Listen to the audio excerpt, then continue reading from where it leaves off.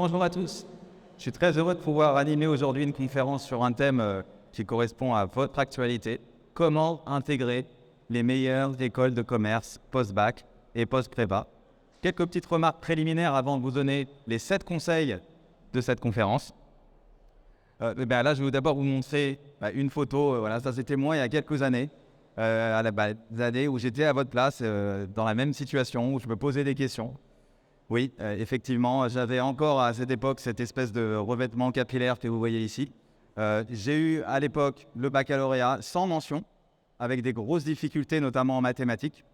Et j'ai quand même eu la chance de faire une classe prépa. Et pendant ces 2 années de prépa qui étaient très épanouissantes, très difficiles aussi, parce que j'étais en grosse difficulté, j'ai pas eu de mention au bac, j'avais des difficultés en maths notamment. J'ai fini par intégrer HEC. Depuis, il y a eu un relooking fait par la nature. J'ai depuis créé donc un institut qui s'appelle MyPrépa. J'ai aussi écrit un ouvrage qui s'appelle Les secrets pour intégrer HEC. Donc je me suis passionné moi pour la pédagogie à partir du moment où je suis passé donc d'un étudiant qui était somme toute assez moyen, médiocre dans bien des matières, et avec l'intégration en école de commerce. Donc depuis j'ai aussi fait des ouvrages sur les concours accès, notamment sous la direction de Franck Atlan. Et donc aujourd'hui mon métier concrètement, c'est de développer les talents, d'optimiser le potentiel des étudiants qui ont de l'ambition. Et je fais ça donc depuis près de 30 ans maintenant, enfin entre 25 et 30 ans, on ne compte plus les années. Et donc je vais vous parler un petit peu de vous potentiellement dans 2 ans ou 3 ans, ou peut-être dans 6 mois si vous passez les concours post-bac.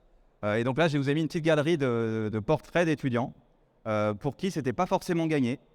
Et là, je pense par exemple tout en haut à gauche à Cyril qui lui était venu nous voir pour faire sa prépa, donc c'était prépa HEC, ECG, entièrement en ligne. C'était à ma connaissance le premier étudiant de l'histoire de la prépa HEC à faire sa prépa entièrement en ligne pendant les 2 années de prépa. Il a réussi à avoir l'admissibilité HEC, il a eu les SEC. On a aussi Coralie que vous voyez juste à côté. Donc Coralie, elle était donc une étudiante qui était en difficulté en prépa dans beaucoup de matières, notamment en mathématiques. Son professeur de culture générale lui disait qu'elle n'avait pas le potentiel pour avoir HEC. Nous, on y a cru, donc moi, je l'ai accompagnée d'abord en soutien. Et puis ensuite, au sein de mon institut, elle est venue faire sa 3e année chez nous. Et elle a eu HEC en majorant la culture générale. Donc son prof de philo, pour le coup, n'avait pas été très visionnaire là-dessus. Elle a eu 20 en culture générale à HEC. Je peux vous parler aussi de Ken, que vous voyez en bas à droite, là. Ken qui est aujourd'hui mon collaborateur chez MyPrépa. Il y a son frère qui est en train de faire la captation aujourd'hui. Donc c'est toute une équipe.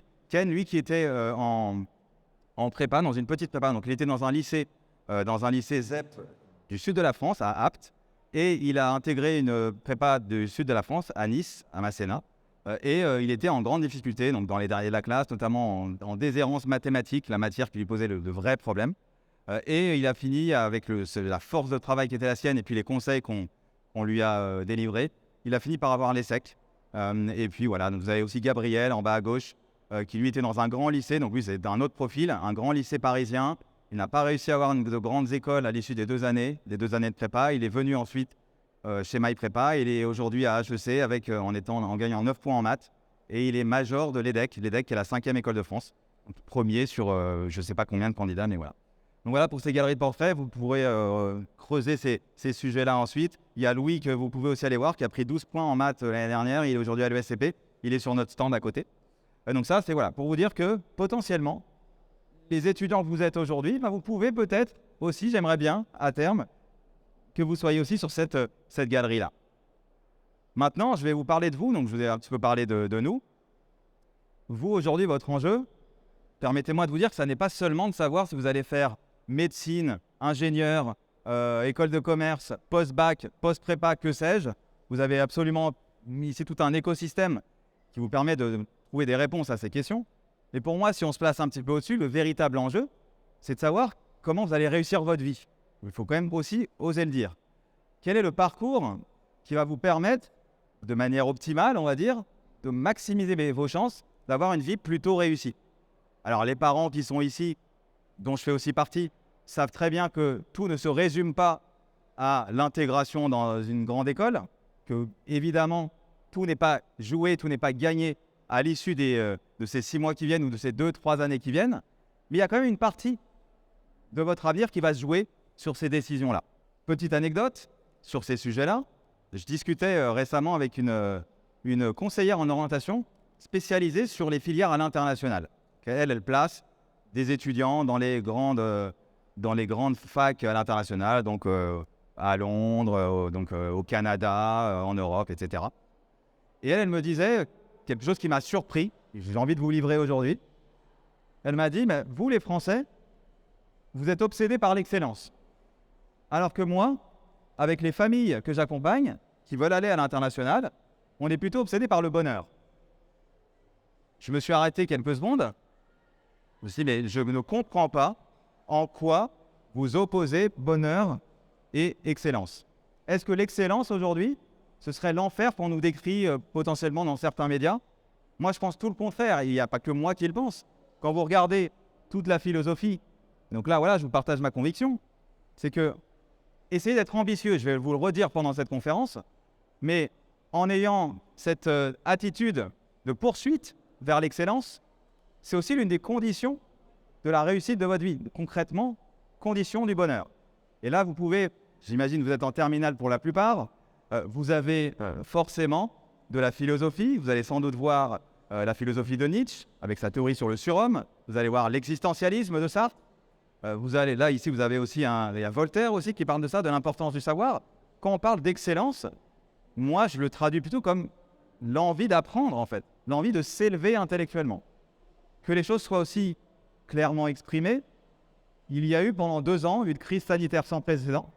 Donc concrètement, le niveau, et ça nous on l'observe, parce que je suis directeur d'une classe prépa, on observe un niveau qui est quand même tendanciellement en forte baisse. Donc concrètement, vous n'êtes pas forcément armé encore pour affronter la vie active. La vie active qui sera, comme vous le savez sans doute un peu difficile. Peut-être un peu plus difficile que celle qu'on a connue nous. Et donc je vous invite à vouloir poursuivre l'excellence, mais aussi parce que c'est une condition de l'élévation intellectuelle et vers une vie qui est juste plus riche, plus épanouie à tous les égards.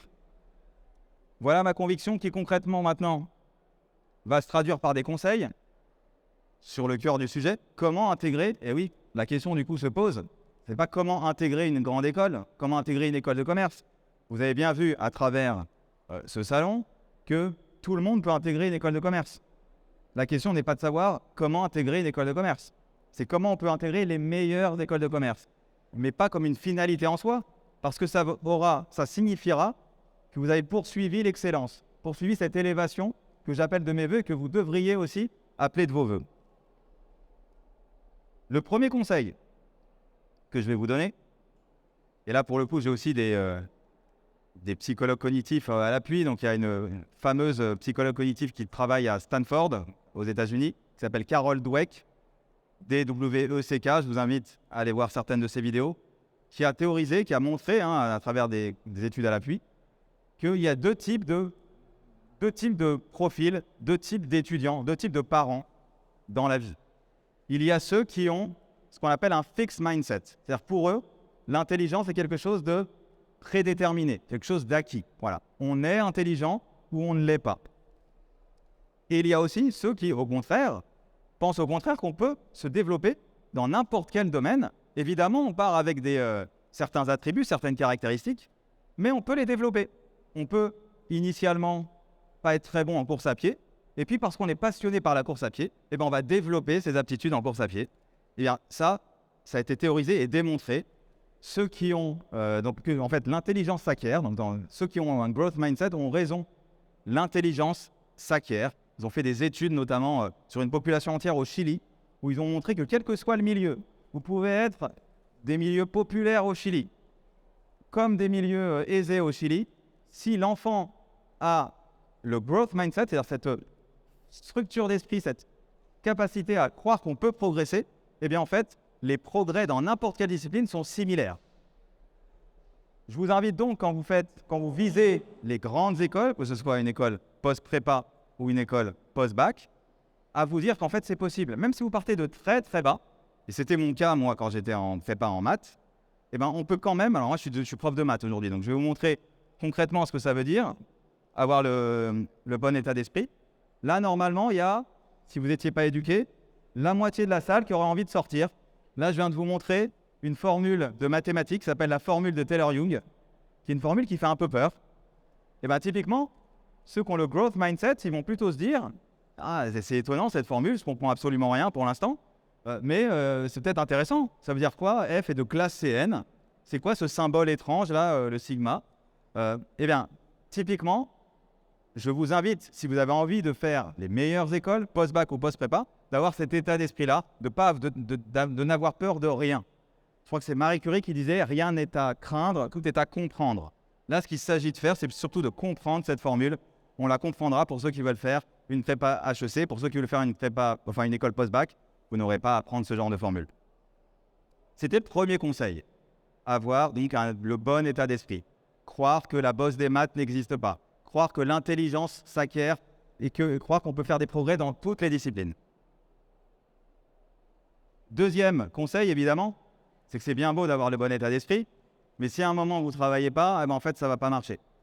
Eh oui, désolé, c'est la mauvaise nouvelle. Et donc, il va falloir vous entraîner comme jamais.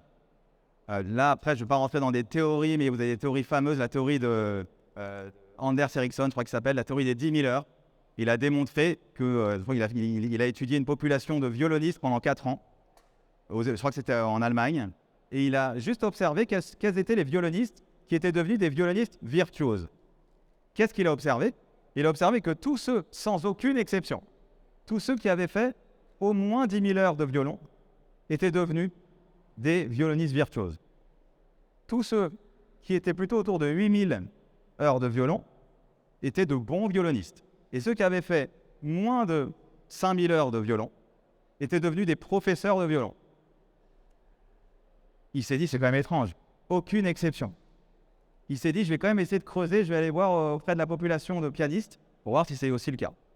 Et effectivement, il a vu exactement le même phénomène quand on travaille plus de 10 000 heures pendant une période courte, je crois que c'était 4 ans, à vérifier. Mais quand on travaille plus de 10 000 heures, on devient virtuose dans un domaine donné. Eh bien, c'est un petit peu la même chose sur les concours post-bac ou sur les concours de post-prépa HEC. Vous allez devoir travailler avec intensité pour acquérir la fluidité. Par exemple, alors là, je vous ai mis un petit cas pratique. Là, on a un cas que vous allez, si vous voulez faire une école post-bac, concours Sésame, épreuve de logique. Là, vous avez, par exemple, sur ce tableau, alors là, je vois qu'il y en a qui sont en train de chercher. Donc là, vous voyez, il y a 3 points d'interrogation. Il faut les remplir soit par J22D, soit T20V, soit J3T, soit T7S. Là, je vous laisse un petit peu réfléchir, mais en tout cas, quelqu'un qui est entraîné sur ces concours post-bac, en 5 secondes, il a trouvé. Là, la première fois qu'on découvre ça, on est un peu en souffrance. C'est quand même compliqué. Alors, je vais faire un petit vote à main levée. Qui pense que c'est la réponse A? Personne. Qui pense que c'est la réponse B?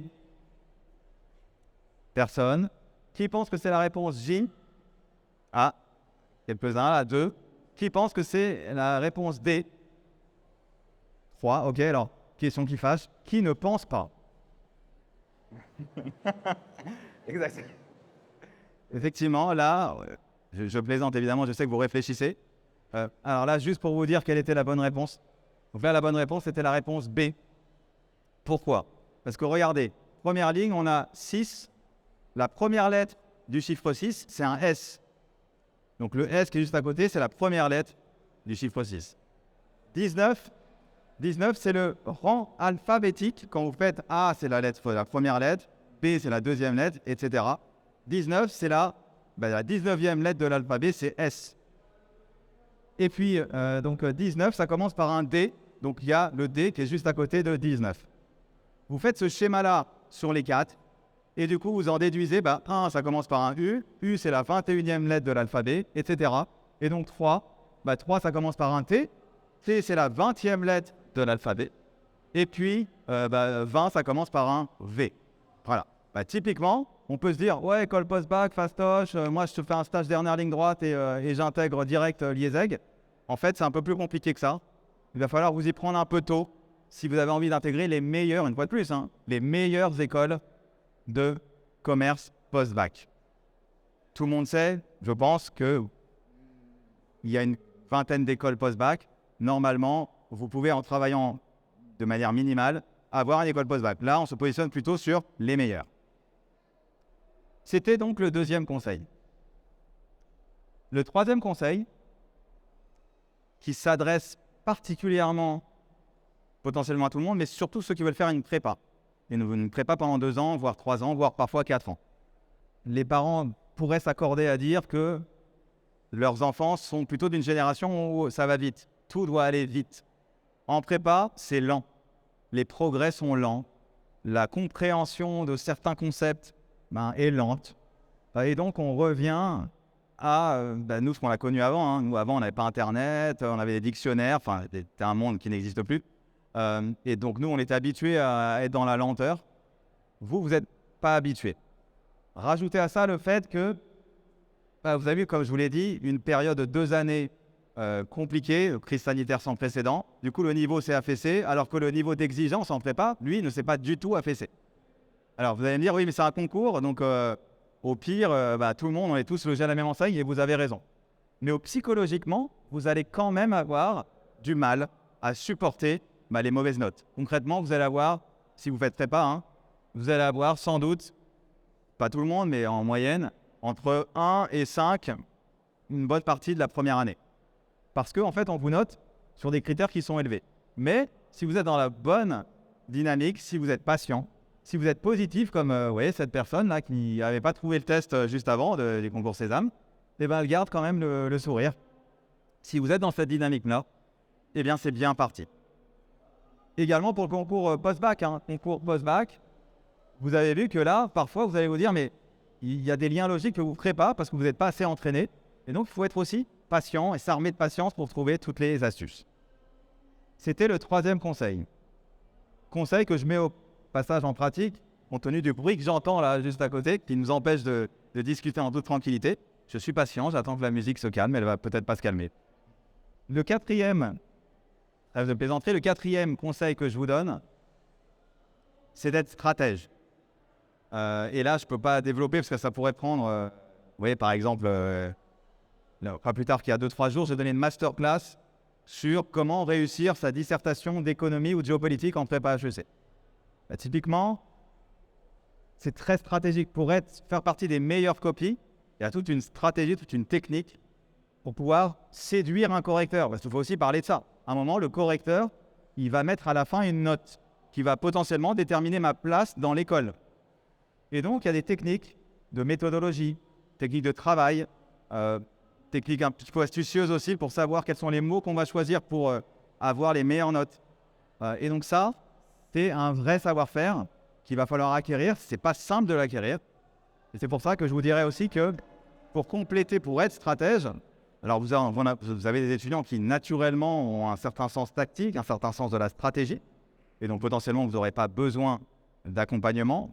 Mon expérience, c'est plutôt que quand même, plus on est aidé, et mieux c'est. Aidé par vos lycées, aidé par d'autres instituts. Évidemment, je fais partie des autres instituts, mais dans vos lycées, parfois, vous avez aussi accès à des préparations, au concours Accès Sésame, etc.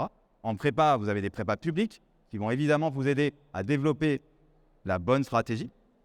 Et donc, c'est très important de voir que pour être, encore une fois, parmi les meilleures écoles, il faut avoir un grand sens de stratège. Le 5e conseil, il en reste donc 3, 5, 6, 7. 5e conseil que je vous donne, vous savez sans doute qu'il y a des épreuves écrites, mais il y a aussi des épreuves orales. Et vous avez parfois des étudiants qui ne travaillent pas l'oral. Et moi, j'ai eu un étudiant très étonnant. Ça se termine, on va dire, ça fait des hauts et des bas, ça se termine plutôt bien, mais c'était quand même, il était dans le rouge, on va dire, pendant une certaine période de sa vie. C'est un étudiant qui, bizarrement, lui, avait le growth mindset, donc il voulait se développer, il pensait que l'intelligence n'avait pas de limite, et il a raison. Sauf qu'il le pensait pour l'écrit, mais pas pour l'oral. Et donc, il ne voulait pas s'entraîner à l'oral. Alors que moi, je lui proposais, notamment pour mes admissibles à HEC, il y a une épreuve qui s'appelle le triptyque, une épreuve de débat. Et donc, j'avais invité mes élèves admissibles à HEC, dont il faisait partie. Il était admissible à HEC. Il n'a pas voulu s'entraîner sur le triptyque. Évidemment, il a pris un mur. Et donc, c'est un étudiant qui a été admissible partout. HEC, ESSEC, ESCP, Sciences Po. Il n'a eu aucune admission parce qu'il n'a pas voulu travailler l'oral. Je vais vous prendre un exemple. Donc, il a fini par aller à la Bocconi, hein, donc ça se termine quand même bien. Hein, et aujourd'hui, il est heureux, épanoui, tout va bien. Mais s'il m'avait un petit peu écouté, dire non mais viens, travaillons l'oral ensemble, peut-être qu'il aurait eu une école un peu plus tôt. Un exemple qui se termine très bien aussi, donc Pierre, c'est un exemple de cette année, donc c'est tout récent. Un étudiant qui a passé 4 ans en prépa. Quand on parle de ténacité, de bon état d'esprit, 4 ans en prépa. Sa 3e année, il était dans un institut. Cet étudiant avait la particularité d'avoir des problèmes de bégaiement.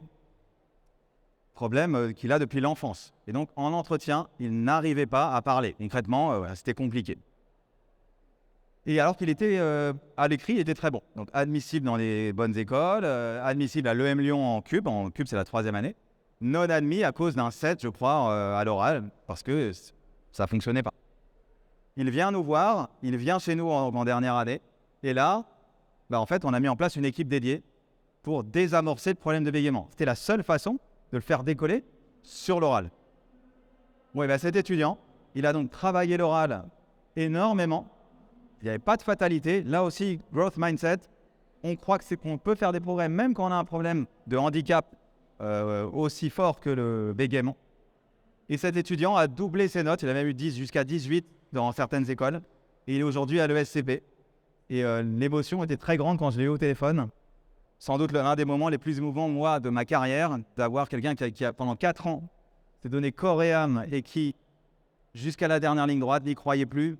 Et on a réussi à lui redonner espoir grâce à ce travail qu'on a fait spécifique sur l'oral. Le 6e conseil que je vous donne. Certains anciens dont je fais partie reconnaissent peut-être la Dream Team de Michael Jordan et Magic Johnson. En fait, et on le voit dans le sport de haut niveau, si vous visez les plus grandes écoles, c'est toujours mieux d'être bien accompagné. Et quand je mets la bonne équipe, au début j'avais mis la bonne équipe pédagogique. En fait, c'est pas tout. Il faut aussi potentiellement avoir des parents qui sont bienveillants, qui croient aussi au progrès de leur enfant, avoir un environnement aussi amical, donc socio-affectif, les amis, qui aussi y croient. Et évidemment, il faut avoir une équipe pédagogique autour de soi qui est pertinente et donc qui va pouvoir vous donner les meilleurs conseils pour pouvoir vous élever. C'est évident, mais il fallait quand même le préciser. Et enfin, le dernier conseil, qui est d'autant plus vivace que je suis en train, moi, là, je suis sur le stand MyPrepage, donc je vois des familles qui, parfois, en fait, manquent, pas tous, heureusement, vous êtes quand même, pour la plupart, ambitieux, mais il y en a, en fait, qui n'ont pas forcément de grands objectifs, ne veulent pas faire de grandes réalisations. Si on veut viser les meilleures écoles, il y a un moment, il faut viser la lune. Il ne faut pas avoir peur de le dire. Pas plus tard qu'à une demi-heure, une élève, donc une personne qui passait, une étudiante de terminale, je lui demande, toi, c'est quoi tes ambitions? Elle m'a dit, je veux HEC. J'aime bien quand on commence une conversation comme ça, même si ça peut paraître prétentieux. Elle dit, je veux HEC, très bien, maintenant on va voir quelle est la stratégie pour y arriver. Mais parfois, hier, donc ça c'était ce matin, mais hier, une étudiante avait dit, non mais moi j'ai un problème, l'excellence, moi c'est pas pour moi. Et je ne comprends pas comment on peut être dans cet état d'esprit-là. Pourquoi l'excellence ne serait pas pour toi? Et donc j'ai un petit peu détricoté le truc, évidemment. Et on sent qu'en fait, elle n'ose pas. Il y a aussi une histoire d'audace. Ayez l'audace, surtout dans le monde qui est le nôtre aujourd'hui, ayez l'audace de voir le monde en grand et de vous dire que tout est possible. Parce que concrètement, et moi je l'ai expérimenté à titre personnel, mais je l'ai vu aussi avec tous ces élèves qu'on accompagne, tout est possible. J'aimerais terminer par 3 verbes que vous verrez parfois un peu dans le désordre auprès de certains autres instituts. On n'a pas la propriété intellectuelle de ces 3 verbes, évidemment. Et ces 3 verbes que j'aimerais que vous connectiez ensemble. Nous, en tout cas, chez MyPrepA, on les connecte systématiquement ensemble. On pense qu'il est tout à fait possible de s'épanouir, d'être heureux, comme je vous le disais tout à l'heure, de progresser grandement, d'avoir de grandes ambitions en termes de progrès, et puis, comme heureuse conséquence, mais qui n'est pas une finalité en soi, puisqu'une fois de plus, je vous l'ai dit, la finalité, c'est le progrès. C'est sans cesse de poursuivre cette élévation, de remplir votre vie, comme le disent les philosophes, comme Aristote le dit. Faites rimer ces trois verbes, et à coup sûr, même si vous n'intégrez pas les meilleures écoles, sachez que pour réussir votre vie, c'est a priori bien parti. Merci pour votre écoute. Et maintenant, Merci.